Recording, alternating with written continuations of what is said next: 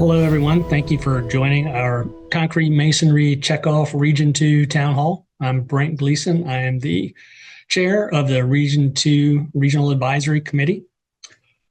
We've made a lot of progress since our last town hall. We've got some great programs that are now in full swing that are really starting to propel our industry forward. The town hall should help inform you about our national strategy and how our regional initiatives support that national strategy. You're going to hear a high level overview today of some of those key initiatives that we've been working on in our region. I'd like to thank our current Region 2 board members and our RAC members for all the hard work that they've been putting in to move our industry forward, as well as the project task group leaders and task group members. You don't need to be on the board or on a RAC to be involved. We have a lot of opportunity within our task groups, and you're going to hear about several programs and initiatives that we have in place that are really going to move our industry in the right direction and encourage you to be involved wherever it makes sense for you. So with that, we're going to turn things over to CMU Checkoff CEO Kim Spahn to give an update on our national strategy. All right. Thanks, Brent. Appreciate it. And thanks, everybody, for joining us. I'd say Region 2 is really starting to showcase as one of the leaders within the Checkoff and driving programs forward and really starting to change market share. So thanks for all you guys are doing. As I get started, I just wanted to share a couple things about our strategic plan and a couple shifts we're making as we're new and just getting started. You're going to find that we're shifting, and that's just improvements we're making along the way. But from the very beginning, this is what our strategic plan has looked like. And our mission is really to drive demand for locally made concrete masonry products. And the four objectives there on the right, you'll see the first one is really driving market share, increasing market share for all of your businesses. We also want to increase our acceptance by engineers, architects, and designers. The third thing we're trying to do is always be looking for additional dollars so that we're maximizing our financial impact. Sometimes that looks like partnerships with other associations, other groups. And then the other way that looks is we are pursuing grant funding. The fourth thing is one of the reasons we're having this town hall. We definitely want to make sure all our investors know what the Checkoff's accomplishing, how it's working, the things that we're working on together, and demonstrating that tangible value to both producers and contractors. So here's a little shift we've made just this year. In May, our board met, and it was really to align our strategies more closely with the things that are working well. And so we're becoming more nationally aligned, but still regionally activated. So as Brent talked about the regional advisory committees, those committees are still directing where our programs get implemented. And that way we're making sure we are still meeting maximum impact. But you can see there, our mission is still the same, driving demand for locally made concrete products. And the vision is really stabilizing our current position and growing our share and expanding that share in the future. So then as you look at that funnel, what we're doing differently now is as we started off, we had a lot of programs going in different directions. They were mostly operating independently of each other. And what the board is now trying to accomplish is that everything works in unison. We're all stacking on each other in what we're doing. And so codes and standards is really an expansion of market. We want to be on the offensive and try and open up those codes. I know Florida does a great job at that. We're looking to model the success in that Florida's had, across the country as we move forward, along with our national program. Marketing, you'll hear from Sue Dillon later and the things happening in Region 2, but that's really an activation of engineers and architects. We want them to know about those new codes and know about new innovations and know about the priority market segments that we're working towards. And then education supports that marketing and helping influence those engineers and architects so that they feel more confident in using the product. All of those things should be driving down towards design assistance. What we want to do is really build demand on those first three items, then convert them to adoption in the bottom of that funnel through design assistance, all in turn really driving growth. Now you see research there on the left. I like to think of that as a thread that funnels throughout any one of those items that we're driving, depending on where we need support. The board also set up 3 priority segments. And the goal in that is really to target high volume markets where Block is best positioned to win and grow market share. We looked at kind of a 3 to 5 year look at where we can do that. And the 3 that we came up with was public buildings, K through 12 schools, libraries, those types of things, because we already have a strong position there. We don't want to lose that position. So we want to continue to work towards that. Warehouses, we're looking more at medium-sized warehouses, less than 100,000 square feet. And the reason for that is an opportunity we can go after today. The large data centers, Amazons, those are exciting opportunities, but we really have to work towards higher efficiency in our installation to play in those markets. So we really wanted to establish where can we grow in the next couple of years. And the final one is single family residential. First, that's going to be working with Florida and some efforts there to change codes that the Florida group is working on. The Checkoff is able to support that, and you'll hear some of that from Sue Dillon. And then once we get that established in Florida, it's really going to be an expansion of the market up and down the coast and across over to Texas. So that's another big opportunity we have going forward. So the activation plan to get us there, converting the demand to adoption, the board did set out a targeted budget and some targeted programs that they know are working well in these areas. So you see the first 3 there, that's the building demand portion. That'll be about 60% of what we're spending our program dollars on. And then the bottom there is that bottom of the funnel where we're converting those opportunities into CMU projects. And that'll be 41% for design assistance. So what's changed? Really, we're just, again, nationally aligning the things that work well. One thing Region 2 did really well that we're scaling across the country is the program with the AIA sponsorships, where Region 2 picked certain areas within the region to sponsor those events. And then we're given opportunities to really meet engineers and architects where they are at those AIA events. And so we still want the regions guiding that execution for maximum impact. And then obviously focusing on those high opportunity segments helps us focus in on where we can spend our dollars. All right, so I'm going to turn it over to Kyle to go over financials. Sure. All right.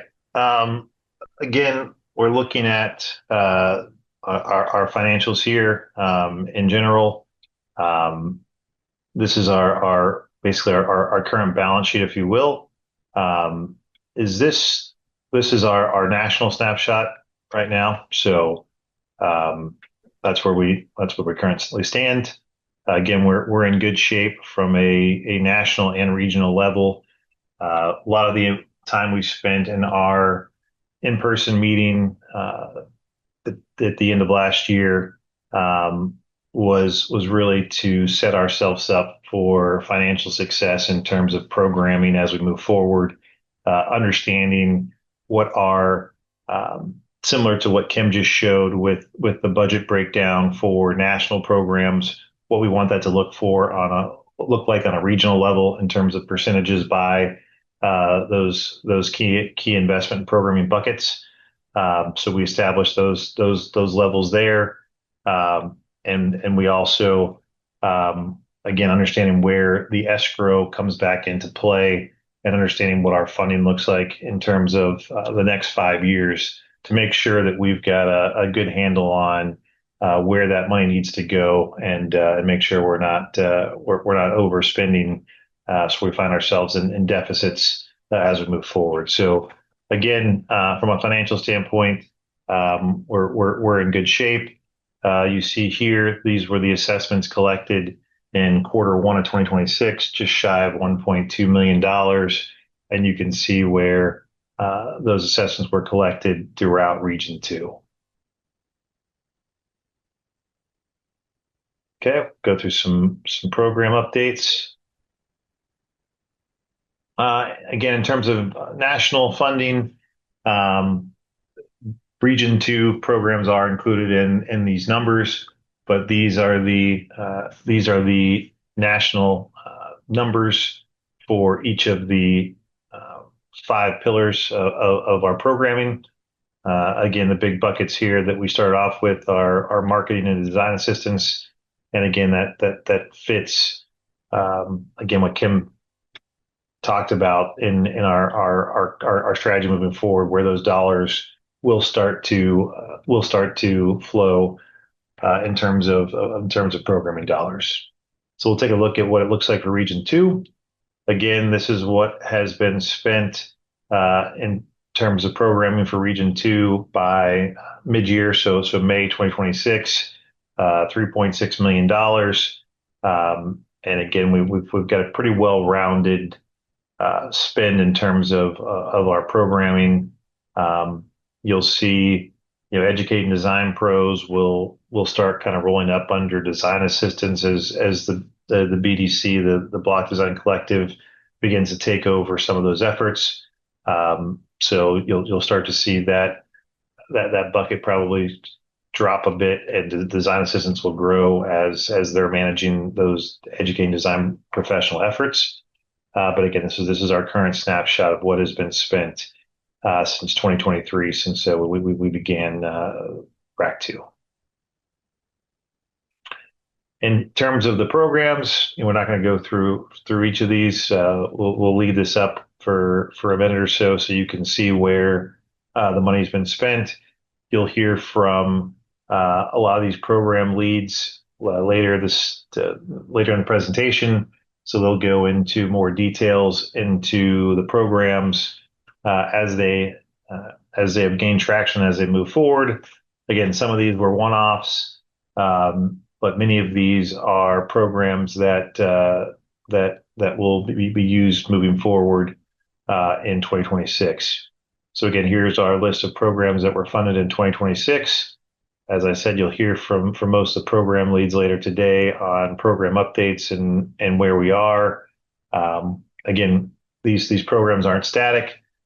We still have opportunities to add throughout the year. We actually have an opportunity right now with MIT to do some studies for us that we're exploring right now that we're going to get out this week to our Regional 2 committee to vote on some additional programming there.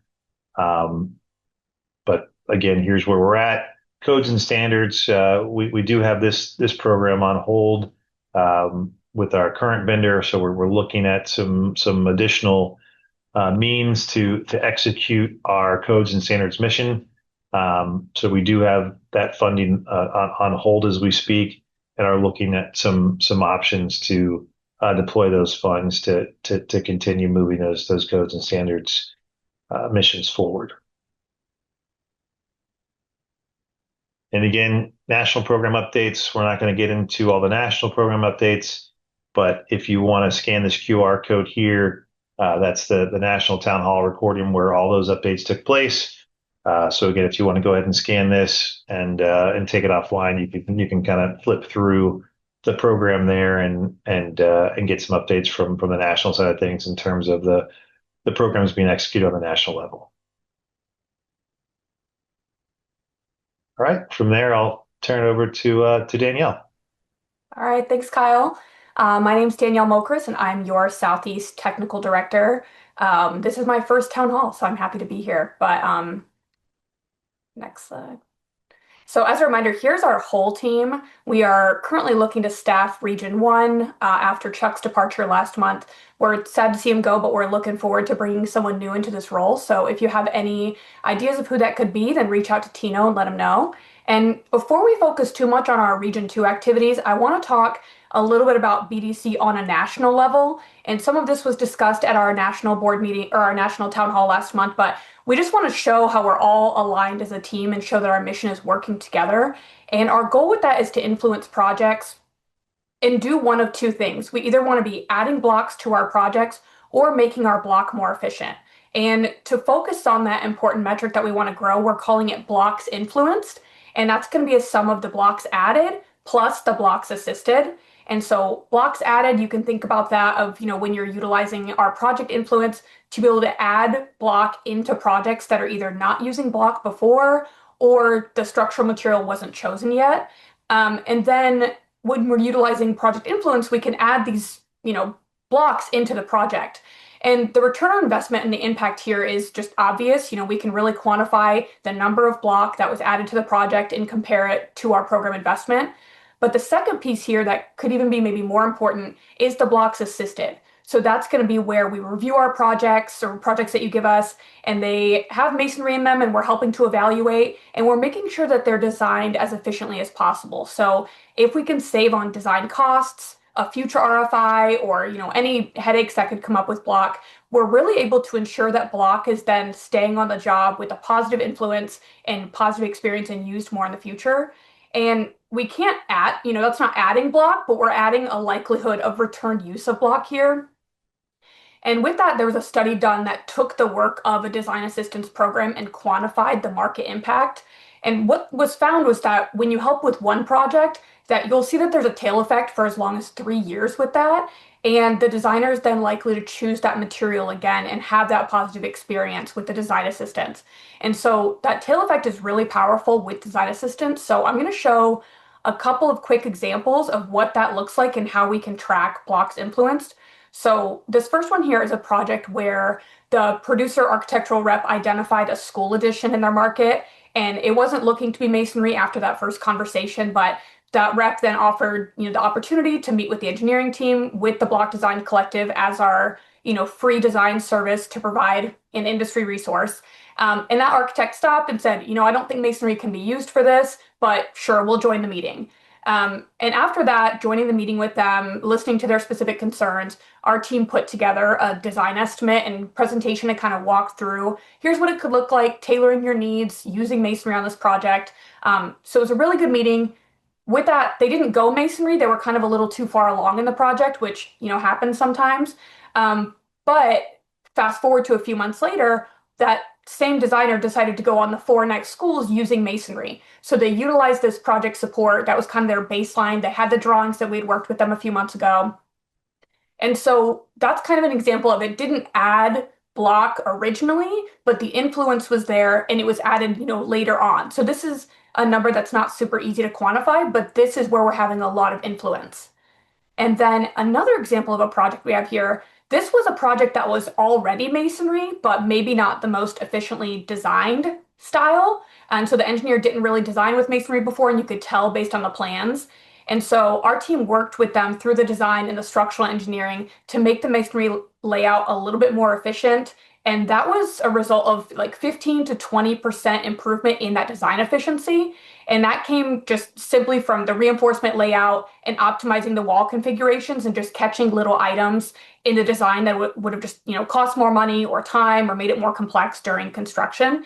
And so with that, our team was able to educate them on masonry design, but also save money on the project. So if we don't have these types of connections and we can't get to project teams, then this would have been a perceived, additional cost using masonry. And so we're going to see those challenges a lot until we're able to build these relationships and say, yes, even if you are using masonry, still bring us into the conversation, still let us help you optimize. So with that, the more projects we can get our hands on, the more successful we're going to be able to be. And we really need the industry's help to drive us towards that. So continue to pass on projects, continue to help us influence block. Because kind of shown here in this graphic, you can see as we get more opportunity to influence block, we'll find more projects that we can have, a more significant impact on and continue growing today's market share. So a lot of times there's going to be projects where it's, 50-50 toss up. The structural material selection could go either way. And so helping us catch these projects early where we're working to kind of shift those opportunities to CMU, help us do that, help us grow our credibility and outreach so that we can bring more CMU projects to the table. And with that, now I'm going to go into specifically what we've been doing in Region 2. Been kind of hitting the ground running this year. I started late in 2025. So in 2026, I have 8 states in the Southeast, and I have been able to spend some significant time in more than half of them. And I'm hitting the rest of them, later on this year. So it's been a busy few months so far, but with that, it's been, a combination of education events, promotion events across the region, and also just working with our industry folks, with our associations. In addition to these major events that I have on the calendar, I've also been doing a bunch of lunch and learns, both virtual and in person, just to kind of help build our relationships with our AECs, keep growing. And I've also coordinated, I think, 8 to 10 different training sessions with our sales teams for our producers. So I see a lot of familiar names on the line of folks that we've talked to and just kind of scrolled through the website and said, hey, here's some tools we've got. How can I help you? Here's what a project looks like in our region. Here's something you could bring to me. It doesn't have to be a huge project with tons of block on it. It can be a small project. It can be early on. It can be reviewing specs, whatever that may look like. So just being able to meet with people and just talk through challenges, how can I help you? It's been really good kind of working with everyone. And these are the big events I've been going to so far, but been doing a lot of smaller events and just one-day meetings as well. And with that, I kind of want to close up my section with let's work together. If there's an event that you thought was interesting that you want to, join me on, if you want me to come and do a virtual or in-person training with your sales team to show how you can present some of the content that we've developed, how to submit a project, looking through the website, whatever that may look like, I'm happy to do it. We've also been hosting some kind of unique events this year where our producers are hosting either a plant tour and inviting our local AECs, inviting industry folks, even students to come in for an education event. I can provide a presentation. I can get you guys trained up to provide a presentation. There's a lot that we can do with this, and our goal at the end of the day is to introduce BDC locally. You guys are boots on the ground. You guys know the local contacts. How can we create a relationship with AECs, bringing the Block Design Collective into the conversation so that we can then work together, put more block in the projects, and help people understand how to design with block? So that's what I'm here for. If you have any other follow-up or if there's anything I can help you with, please reach out. That's what I'm here for. I'm going to pass it over to Sue to talk about our marketing and kind of how we're putting that work into paper and how you guys are seeing it all over the place now. Thanks, Danielle. Wonderful. So as part of our marketing outreach, you can see here, as they mentioned before, as Kim mentioned and Kyle mentioned, we've got 6 different buckets in programs. Marketing is one individual program, but it does provide support for every single additional program. It really builds awareness of all of the available programs, really helps audiences understand their value. And ultimately, it's part of that market activation where we're trying to drive participation and action.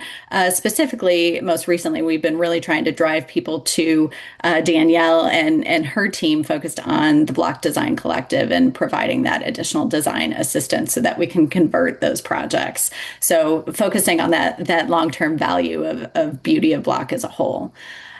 We conduct both national and regional marketing on behalf of Beauty of Block.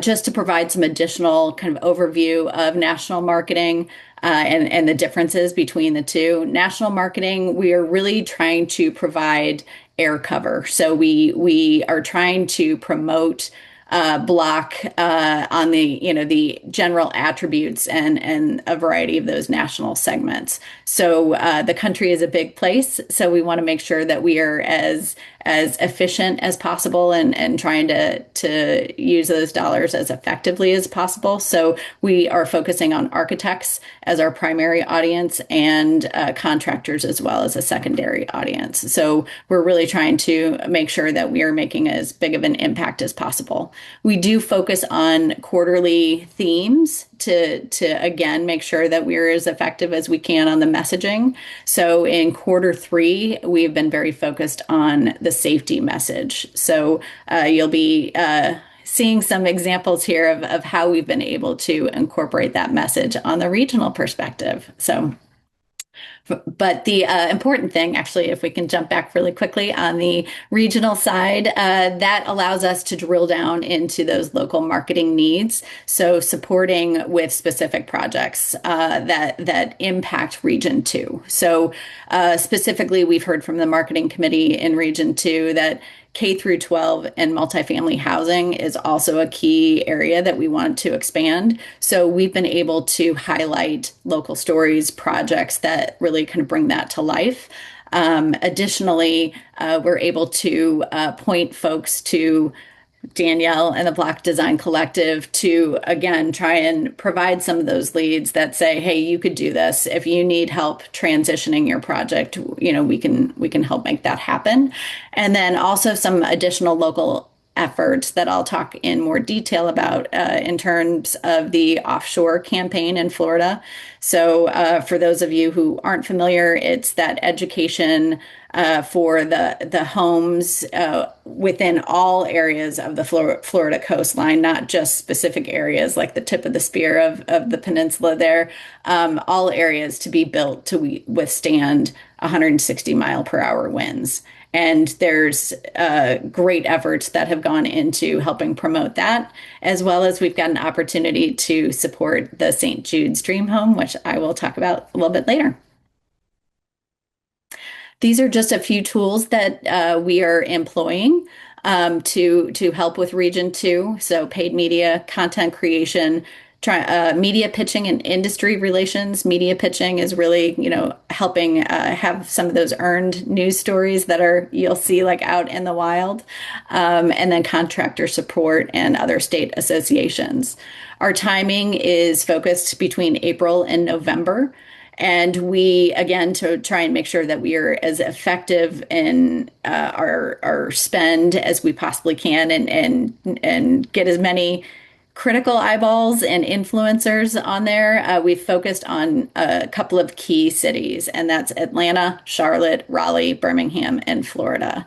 In addition to that, we have also reached out to Region 2 to make sure that we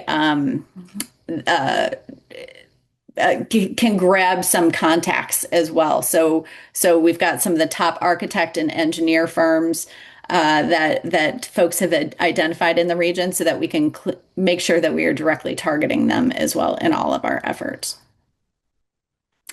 From the paid media perspective, again, April through November, we are developing paid content, which is basically news stories that we are writing for the business journals in Charlotte, Raleigh, Birmingham, Atlanta, Jacksonville, South Florida, and Tampa. Then we're supporting that with some additional advertising along the side. It's all kind of one package. So it looks like it's a story from the business journal, but it's really our story that we are able to use some of those great local contacts that we've developed. Local architects and projects are featured so that we can, again, then highlight the Block Design Collective and drive people to that to say, hey, if you want a similar project, we can help you do that. And then we've got some additional boosted social posts. So we have one boosted social post per month, in addition to all of our additional organic social media posts. So that gets extra eyeballs. Anytime we can get anybody to like something, or if we boost something, or if you comment or engage on something, that does fun things to the social media algorithm, and it helps really get our Beauty of Block message to exponential numbers of folks. Also working on some content creation. So we've got some project profiles in the works. We've got 4 that are completed or just about completed. And basically it kind of goes beyond the traditional project profile in terms of, the technical specs. This really drills into what went into the decision to use concrete masonry units. So if we're always looking for some more projects, we've got a couple more that we want to do for the region. So if you've got any suggestions, please let us know. Reach out to Danielle, reach out to us, put a little note in the chat, and we can follow up with you. Additionally, we are working on some segment-specific handouts. We've got one completed for K through 12 to help you all, as well as working on one for multifamily. And then video. Video is a powerful component when it comes to emotion and telling a story. So we do have 2 videos in the works, one for hurricanes and one for tornadoes, and just highlighting the benefit of using concrete masonry when it comes to being in some of these very tough storm conditions and the benefit of resilient building. So More to come. I mentioned those stories in the wild, earned media. From a national perspective, we have been putting out several news releases and following up on the local level, specifically in Region 2. So one that we just went out with in June was on severe weather and tornadoes. So with that, we did get 26 different Region 2 stories throughout the region. So basically that is mainly in the local newspapers. We just put one out on Friday on wildfires and hurricanes. So again, the importance of building resiliently and rethinking in terms of wood versus concrete masonry. So we will let you know how that pitching goes, but we are focused already on getting a lot of Region 2 stories for that. There was a mention about MIT Sustainability Hub and some research they are doing. There is some that will be coming out here shortly, and we're super excited about that. It's about hurricanes and kind of comparing the difference between concrete masonry, reinforced concrete masonry, and wood. And as you would imagine, concrete masonry did phenomenal. So we've got some hard-hitting national news. We're going to send that out nationally and then really zero in on some pitching locally as well in Region 2 in August. And then we've got the St. Jude Dream Home. So I don't know if anybody is familiar with that at this point. The article that you see here is from the St. Jude Dream Home. Basically, the St. Jude Dream Home was an opportunity that Brent Gleason brought to us, and we're super excited about it. So St. Jude's is a not-for-profit hospital that's in Tennessee. It treats kids with cancer absolutely free. And they do have a fundraiser to raffle off a donated house. They have those in multiple cities. So thanks to Brent and his relationship with the local builder for Lynchburg, Virginia, we were able to get the very first concrete masonry framed dream home, St. Jude Dream Home. So super excited about it. It looks absolutely beautiful. The open house and grand opening is taking place Sunday, August 22nd and the 23rd. We'll have a little sneak contractor preview on August 20th. And during that time, we're actually going to be having one of our content crews in there doing some interviews, talking to folks about the great features that they were able to incorporate. The builder has provided some great insights saying, hey, we didn't know how it would work on timeline, and the timeline was great on the build. Like, you overcame lots of challenges and finished earlier than we thought. So really have some great ideas for doing some great content to dispel some myths and get people excited about it. As I mentioned, organic social, we do post some additional organic like social media posts. Anytime you can like, click, or share, it adds to the algorithm. So please check out the QR code anytime you see some of that. Just put a little action in there, and that will help us tremendously. And then contractor support and association outreach. We do reach out wherever we can to these folks. James Kane was kind enough to invite us to the SCMA National Conference, where we were able to educate some contractors on the work that we're doing, and again get a call for project profiles and really kind of figure out some ways that we can kind of mobilize all of our great resources. We did attend AIA Florida, and there we were able to make some connections with some great architects. So we were able to get them to fill out a survey for us, get some new information about the different projects they have, and capture their names so that we can continue marketing to them. And last but not least, the offshore campaign. These were just a few examples of some of the pieces that we developed to help support that offshore campaign. High impact units there, as you can see, kind of in the middle and the right. That was in the Tallahassee airport, so that people could could see that right away.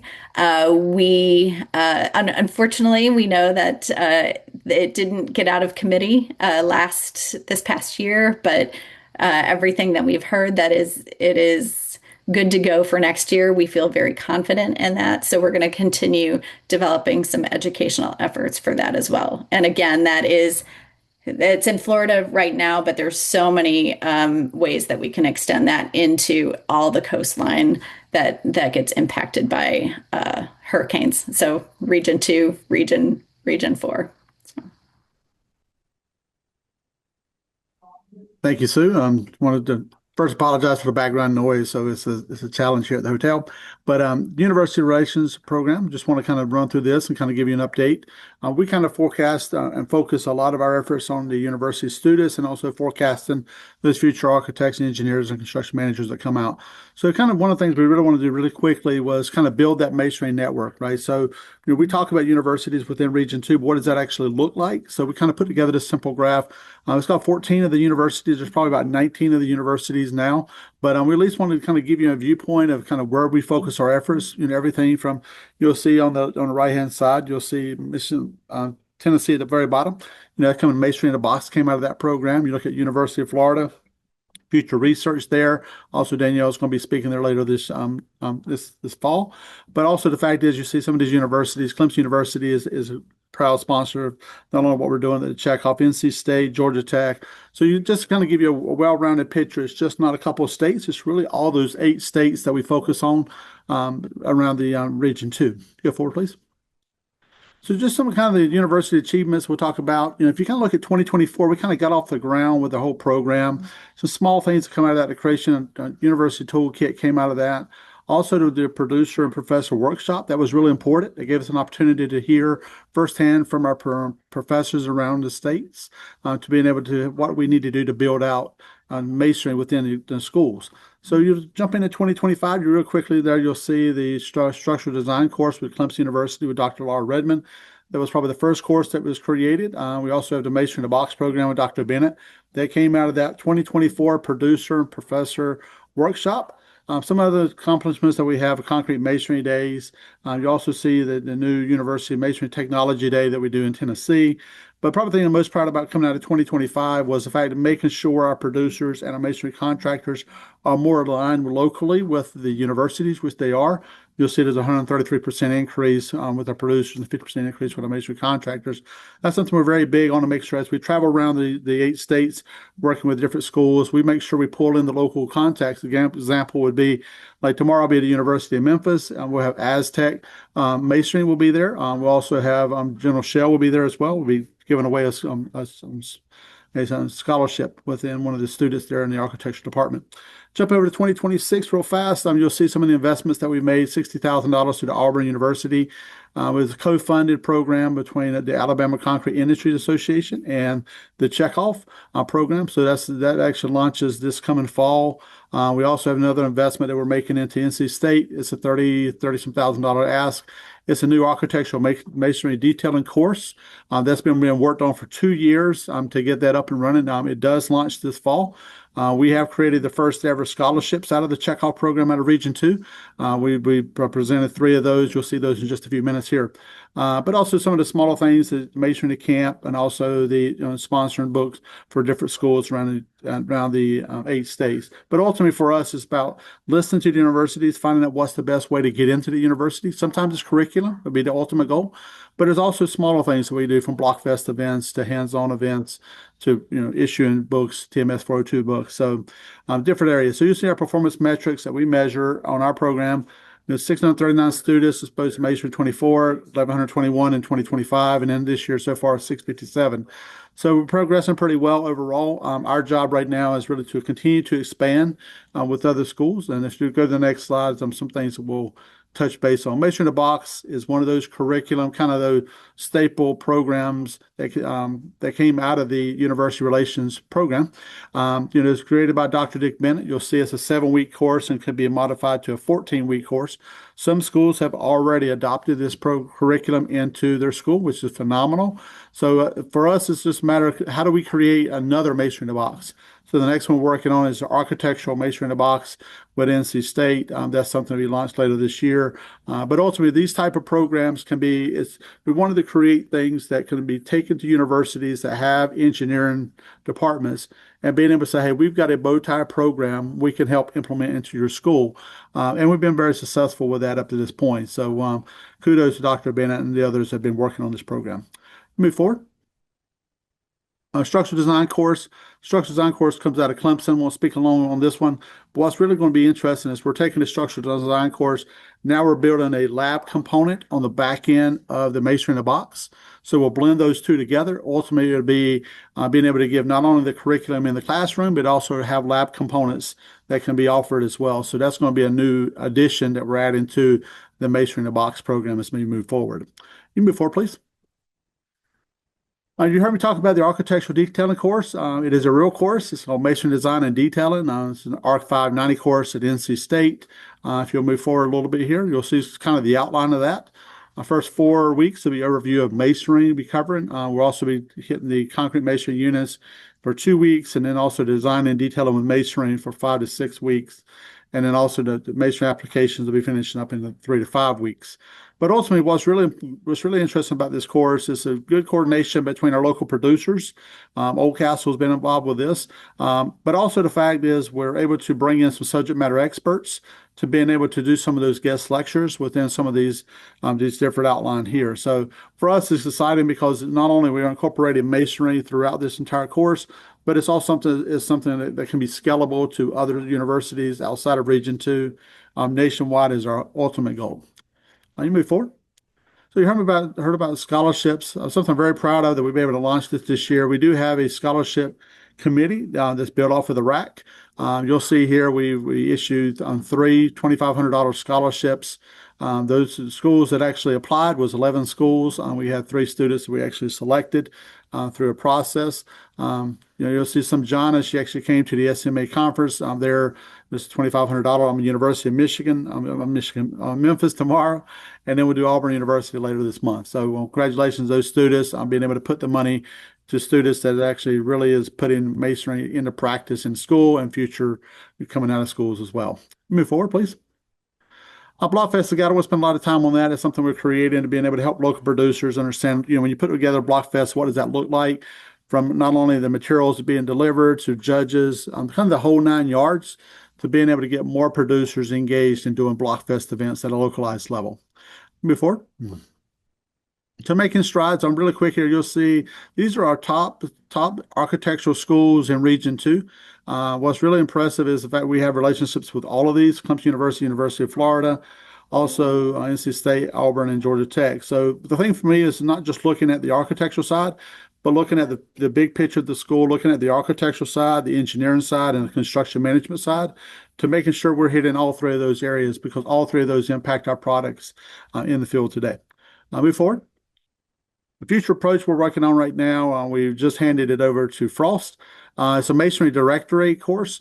We've actually went to every school across the 8 states.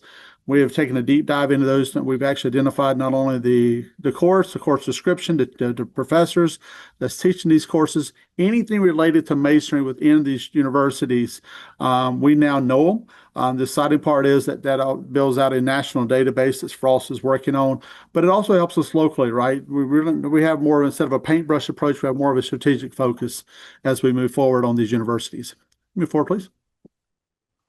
So at the end of the day, I'll hand it over to Matt Sitter, but just want to say if anybody's interested in getting involved with the universities, please reach out to me. Love to have you involved. Thank you, James.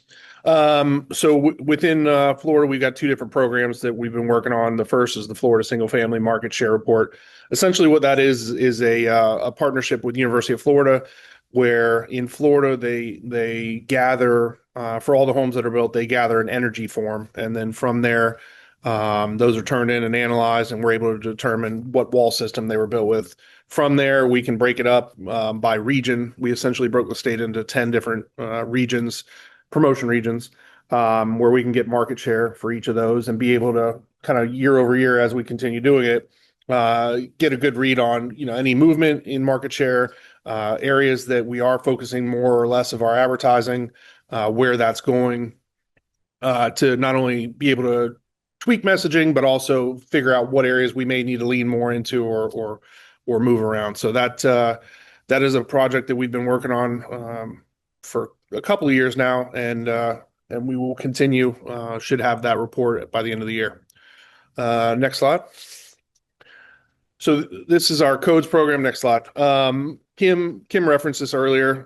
Essentially, this is working with the Florida Codes Commission on two different sides of it. One of it is keeping mass timber out, and essentially that is kind of an ongoing push for us. We were able to in December just knock down some advances that they had been trying to make to accept mass timber in Florida, and we were able to hold them off. But I can tell you it's already started again, and they are making a hard push currently as with trying to get in and us holding them out.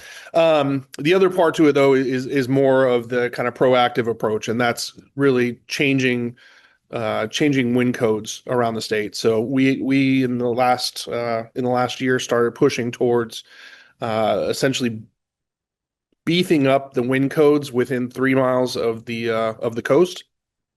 So in our first run at it, we definitely found out who was with us and who was against us. So the insurance guys surprised us, and we're not huge fans of it. But we will continue to push that in the coming year and try and influence those. With the idea being that we can try and get them up to the same kind of standards that some of the areas down in Miami that have already got more around the 160 mile an hour wind zones. So with that, I will pass it on. Connor. Thank you, Matt. Good afternoon, everyone. I'm Connor Birdsong. I'm the Southern Regional Director of Outreach and Education with the MCAA. So that's going to be Region 2 and 4 in correspondence to the Checkoff's region. I'm excited to share a couple of updates with you today. One, the MCAA wall scanner and evaluation software. This is something that the MCAA has been working towards for several years now in an effort to move from a knowledge-based assessment to a more performance-based assessment. We've gone through 3 versions now, and we're currently on the 3rd version, which is the latest and greatest. The wall scanner is a handheld device that captures a 3D image of the student-built project.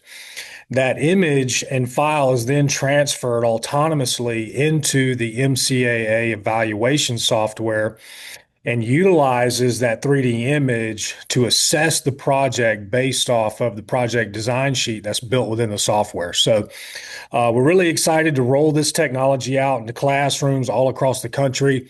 We're partnering with schools in North Carolina for a pilot program to outfit those standalone masonry programs with this technology, working with Ryan Shaver in the North Carolina Department of Public Education to provide proof of concept and ultimately show the Federal Department of Education that these resources will be certainly beneficial to move to that more performance-based education and assessment process. The other update I want to share with you is an initiative and a training program that we have developed. It's called Masonry Foundations for Educators. This is a basic level, entry level masonry training program designed for construction technology teachers to begin incorporating masonry into their existing programs. Is what we found nationally is that many of these construction technology programs oftentimes skip over the masonry components of their existing curriculum simply because the instructor does not have any experience in masonry. So this training program is designed to bring those instructors to become more confident and competent in masonry instruction. We've had 2 pilot programs completed now. 2 weeks ago, Robert and I were in Reno, Nevada, conducting a foundations training program with instructors in that area. And this week, we're currently in Syracuse, New York, working with the OCM BOCES Local 2 Union and their affiliated construction instructors for the Masonry Foundations for Educators training program. It's going over really well. It's a 3.5-day hands-on training program.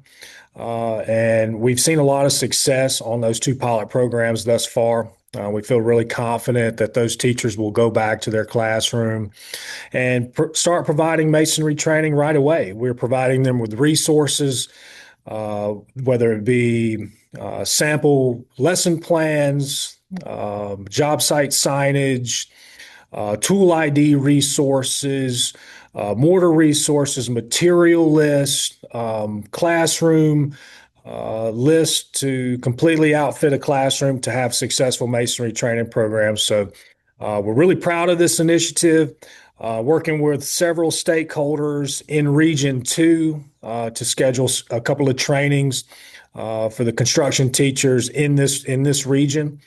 So more to come on that. If you want some more information about the MCAA outreach and education efforts, there's going to be a webinar on August 26th, Outreach and Action. So I do encourage you to tune in on that.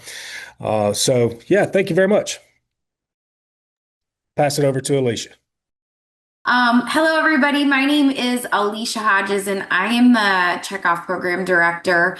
I just wanted to take a minute to thank our program leads for the information they presented today and all of the work that they're doing in Region 2. They're truly doing a tremendous job. So thank you to them. I wanted to talk a little bit about how you all can join the effort. So a couple things. So we'd love to speak with the AECs and producers and the industry contacts that you have in your database. So if you have contacts you want to share with us, so we can reach out directly to them to talk about our events, talk about our programs. We would love to collect those from you guys. Drive AECs to the Block Learning Hub and Block Design Collective, 2 great resources we have out there. The Block Learning Hub has a webinar just about every 3 weeks, I think, is our schedule. And that's really for the folks on this call, and then also the folks that you connect with on a day-to-day basis. And so please use those tools. You met Danielle now. She is a fantastic resource for Region 2. Please reach out to her, bring her into your conversations with the AEC community. She's part of your team, and she's fantastic. When you see updates from the Checkoff, please feel free to share those out with other producers, members, and allied industry folks that you know. And then we'd love to have you enroll in our Train the Trainer to deliver our AIA education courses. Please take our Train the Trainer and then go give the presentations that are in there. And then if you'd like to, and we would like you to, we'd love to have you feature the Beauty of Block logo on your website and link directly to our website. And then the producer portal, much of the resources you've heard about today, the producer portal has all of those resources in it. So please snag that QR code right there and build an account so you can go visit the producer portal and have access to a whole bunch of resources in the producer portal.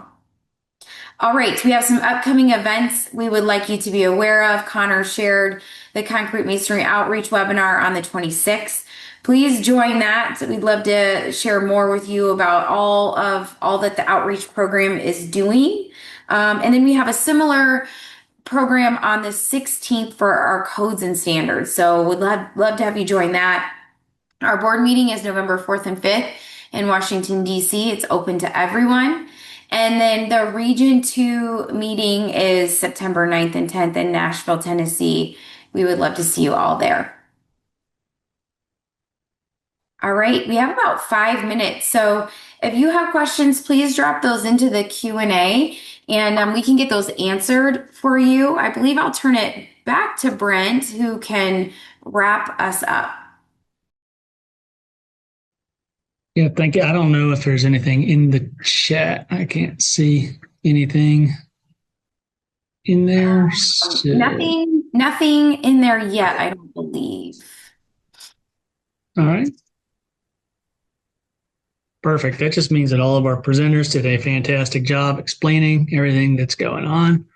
And so there's no questions. So Yeah, thank you to all our presenters. And, you've heard a lot today about a lot of programs that are going on in the region and just the opportunity to get involved. And we're now in the implementation phase, really, of all of these programs, where the past couple of years we've been in the more of the development phase where we're trying to figure out what we're doing. So this is, I think, the more productive part of that, and probably the more fun part. And let's see, there is something in the chat. Is there a room block for Nashville? Yes, there is a room block. I'll send Neil an email right now. All right, thank you.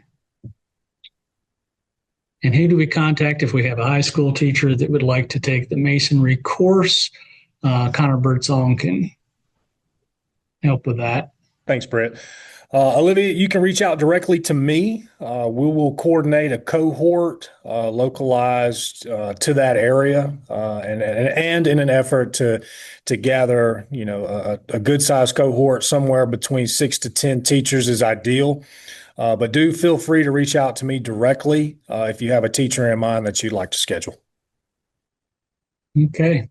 Don't see any other questions. So I think with that, we will wrap up our town hall, and thank you everyone for joining, and stay classy, Region 2. Thank you.